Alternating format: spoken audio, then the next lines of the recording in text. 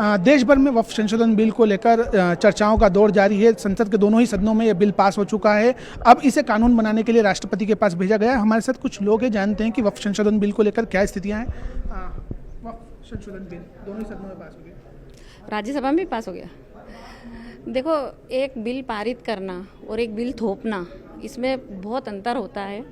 आदरणीय मोदी जी ने और अमित शाह जी ने मतलब ज़बरदस्ती 20 करोड़ मुसलमानों का दिल तोड़ के ये बिल पास किया है। उन्होंने संशोधन किया है। हमें ज़रूरत ही नहीं थी, जैसा हमारा काम चल रहा था बढ़िया चल रहा था।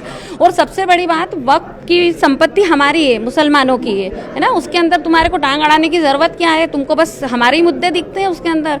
काय के लिए तुम उसके अंदर बदलाव कर रहे हो? काय के लिए उसके अंदर बोल रहे हो कि 2 गैर मुस्लिम होंगे, वो करेंगे, उसकी देखभाल करेंगे, 2 महिलाएं होंगी।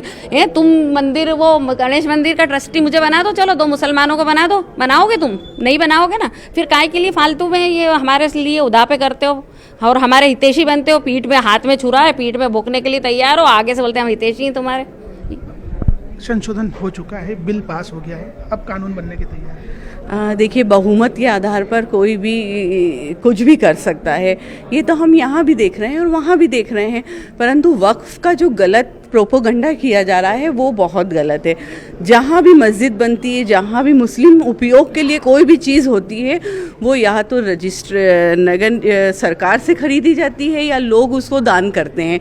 कभी भी कोई भी मस्जिद हमारे धर्म में है, मुस्लिम धर्म में, कि उसको ना हम कब्ज़ा करके बना सकते हैं, ना हम कहीं छीन के बना सकते हैं। हम उस चीज़ को ख़रीदेंगे पहले, फिर वहाँ पर हमारी नमाज जायज़ होगी।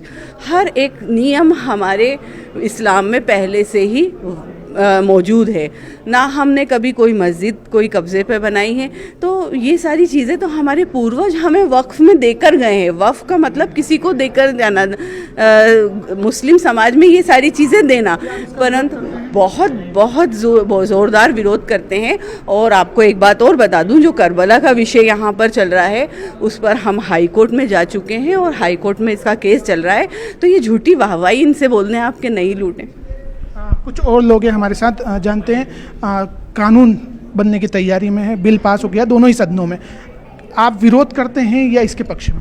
पूरी तरीके से, मैं खुद ही नहीं, पूरे देश का पूरा मुस्लिम समाज इसका विरोध करता है। क्योंकि ये एक काला बिल है। इसका सभी लोगों, सारे विपक्षी नेताओं ने भी इसका विरोध किया है।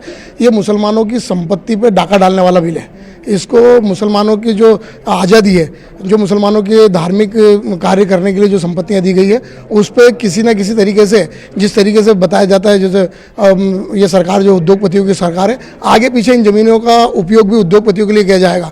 जब अच्छा भला मुस्लिम पर्सनल लॉ बोर्ड, वक्फ बोर्ड, ये सब चल रहा है और अपना काम वो खुद कर रहे हैं, तो ये अगर संशोधन कर रहे हैं तो ये एक दोगलापन है। एक तरफ तो भारतीय जनता पार्टी मुसलमानों को नमाज पढ़ने पर रोक लगाती है कि सड़कों पर नमाज नहीं होगी, छतों पर नमाज नहीं होगी, अजानों से उनको तकलीफ होती है। और दूसरी तरफ मुसलमानों को हितैषी बन के ये बिल पास करने की कोशिश की जाती है।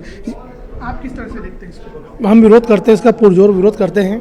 ये एक सोची समझी साजिश के तहत एक समाज को दबाने के लिए, एक तबके को दबाने के लिए, उसकी निजी संपत्ति, जो वक्फ की ज़मीन, उसकी निजी संपत्ति को दबाने के लिए इस तरह का बिल पास किया जा रहा है। ये संपत्ति कहीं ना कहीं नियत खराब है भारतीय जनता पार्टी की, जो उनकी निजी संपत्ति को छीनना चाहती है। आगे किस तरह का विरोध करेंगे? आगे हम पूरा विरोध करेंगे, जैसा हमारे गाइडलाइन आप पर से मिलेगी, हम उसका पूरा जोर से विरोध करेंगे। दोनों ही सदनों में बिल पारित होने के बाद में अब इसको कानून बनने की तैयारी है। हालांकि इंदौर में मुस्लिम समुदाय के लोगों का कहना है कि इस बिल का विरोध लगातार जारी रहेगा। ऊपर से जिस तरह के निर्देश आते रहेंगे उसी तरह से विरोध जारी रहेगा। ये एक काला कानून है, इसको हटाना चाहिए। तुषार कंछल, न्यूज़ 18 इंदौर।